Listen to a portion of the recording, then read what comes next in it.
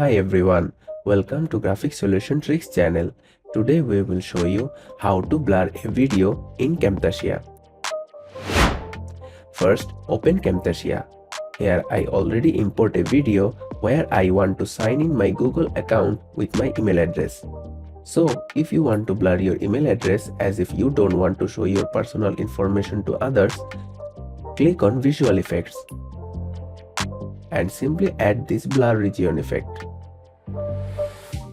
And here you can see the blur effect successfully added into the video. Now adjust it where you want to blur. And from here you can edit the blur effect as you want. Here you can change the blurriness, opacity, and shape.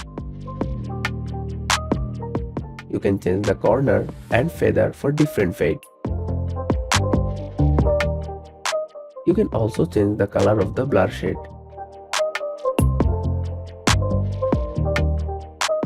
That's it. If you find this video helpful, please make sure to subscribe our Graphic Solution Tricks channel